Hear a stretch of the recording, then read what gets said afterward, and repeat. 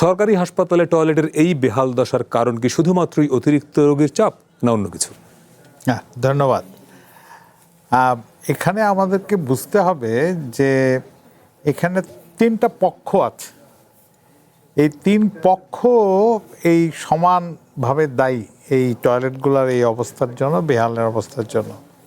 তিন পক্ষের মধ্যে প্রথম পক্ষ হলো যারা নাকি বানায়, মানে পিডব্লিউডির কথা শুনলাম আমি এখানে, যারা নাকি তৈরি করে সংখ্যা যতটুকু থাকার কথা সেই অনুযায়ী করে না করে, মানে তৈরি করা প্রস্তুতকারী প্রতিষ্ঠান।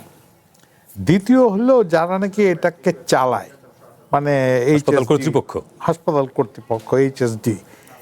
এখন হাসপাতাল কর্তৃপক্ষ এই চালানোর মধ্যে টয়লেট চালানোর, পরিষ্কার পরিচ্ছন্নতা ইত্যাদি করার পিছনেও আরও বহু কাজ আছে তাদের, পার্টিকুলারলি রুগীকে সেবা দেওয়া, রুগীর চিকিৎসা করা ইত্যাদি।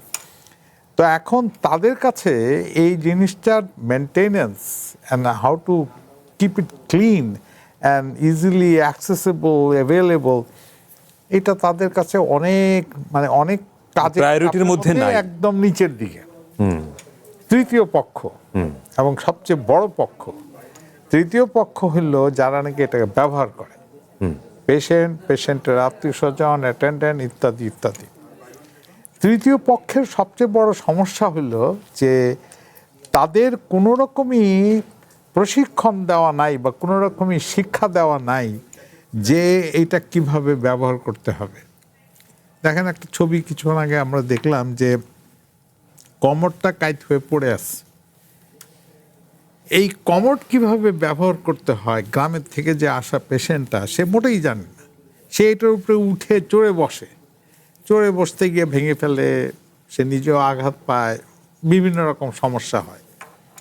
এই তৃতীয় পক্ষ মানে তাদের যে এইটাকে ব্যবহার করার জন্য, ব্যবহার করে উপযোগী রাখার জন্য কি করা উচিত সেটারও কোনো ইয়ে নাই।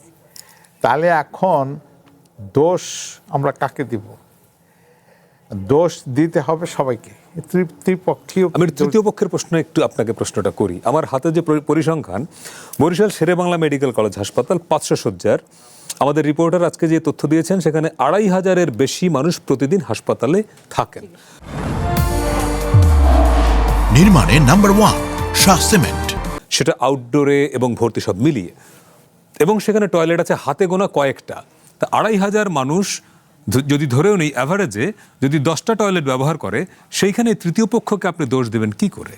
মানে ধরে নিচ্ছি সে টয়লেট ইউজ করতে জানে না, ধরে নিচ্ছি, কিন্তু এই 10, 12টা 15টা টয়লেটে 2500 মানুষ যখন যাবে, ওইটা তো অটোমেটিক্যালি ব্যবহার উপযোগী থাকবে না। ফলে আপনি এখানে তৃতীয় পক্ষকে দোষ দেবেন কি করে? 2500 রোগী, তারাই তো তৃতীয় পক্ষ। হ্যাঁ, রোগীর স্বজন আমরা কাউকে দিচ্ছি, রোগীর সঙ্গে রোগীর স্বজন আছে, কিন্তু আপনি 2500-এর সঙ্গে যদি ডাবল হয় 5000 ধরেন, আমরা কিন্তু কাউকে দোষ দিব না, দোষারোপ করে কিন্তু এইটা থেকে সমাধান পাওয়া যাবে না।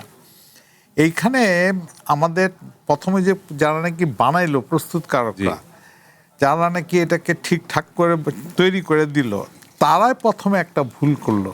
সেটা হলো আমাদের ন্যাশনাল ওয়াশ গাইডলাইন যেটা আছে 2021-এ যেটা তৈরি হয়েছে, সেইখানে বলা আছে যে প্রতি 10টা রুগীর জন্য একটা করে টয়লেট। রাইট। ইন্টারন্যাশনাল স্ট্যান্ডার্ড কিন্তু আরো কম বলে, প্রতি 6টা পেশেন্টের জন্য একটা টয়লেট, তবে আউটডোরে প্রতি 20 থেকে 25 জনের জন্য একটা টয়লেট। তো তার মানে 2500 রোগী যদি বরিশাল শেরেবাংলায় চিকিৎসা নেয়, তাহলে সেখানে টয়লেট থাকার কথা অন্তত পক্ষে 250টা, মিনিমাম 250।